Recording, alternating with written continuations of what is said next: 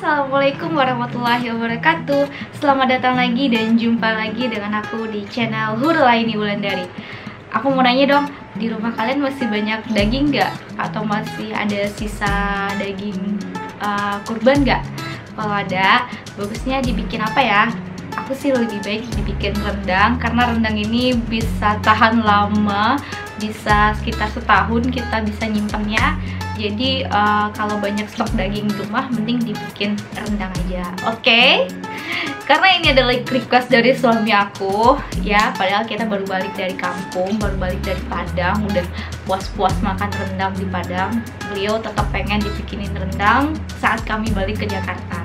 Ya udah, aku bikin rendang aja. Dan ini adalah rendang pertama kali aku. Alhamdulillahnya berhasil. Padahal aku bikinnya deg-degan, takut nggak jadi, takut rendangnya itu nggak sukses gitu ya. Tapi alhamdulillah ini enak banget rendangnya, dan bisa dicoba juga buat yang belum pernah masak rendang. Jadi nggak usah takut masak rendang ya, karena ternyata masak rendang itu nggak susah. Yang penting kita tahu takaran bumbunya, tahu tekniknya, dan penuh kesabaran untuk masak rendang ini.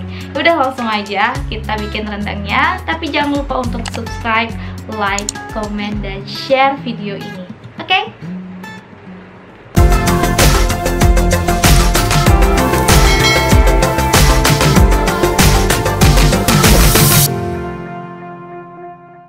Bahannya yang pertama di sini aku pakai daging 1 kg.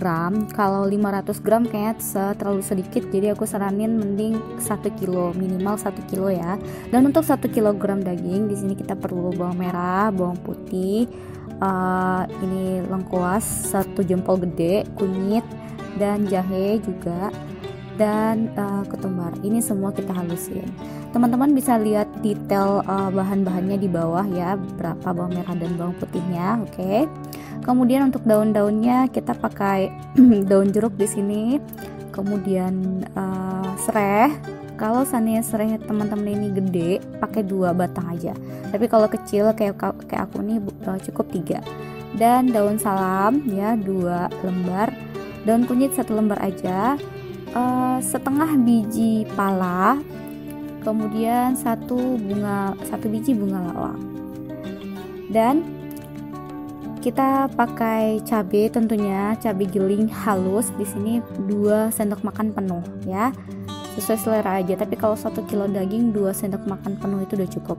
Dan ini adalah bahan wajib juga, santan ini yang pati ya, yang satu yang kental itu 3 butir kelapa. Kalau 2 butir terlalu sedikit, jadi 3 butir kelapa menurut aku itu udah pas. Oke, langkah pertama kita halusin dulu bumbu-bumbu halusnya.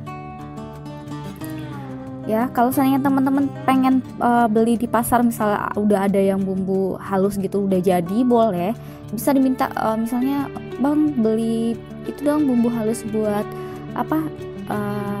Buat 1 kilo daging bikin rendang," gitu. Itu bakal dikasih, dan biasanya takarannya juga cukup. Tapi kalau aku lebih suka pakai yang masih utuh kayak gini. Jadi kita halusin dulu semua bumbunya.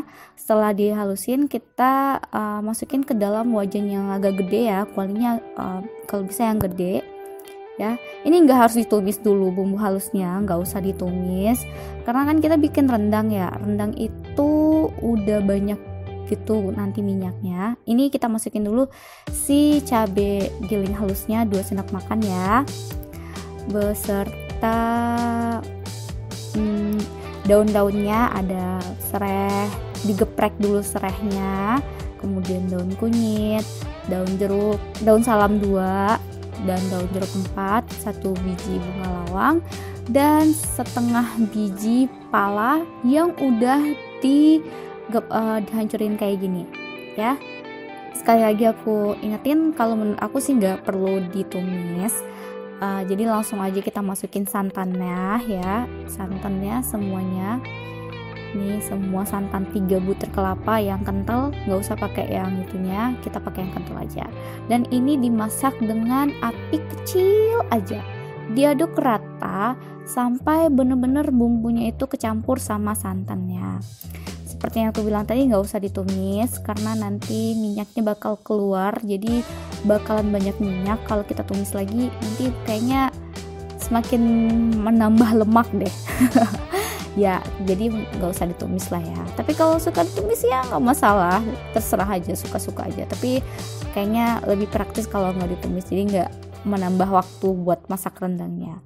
Dan kenapa harus pakai api kecil? Karena biar dagingnya nanti empuk. Ini kalau udah tercampur rata semua bumbu halusnya, baru kita masukin dagingnya ya, dan tetap dengan api kecil ya.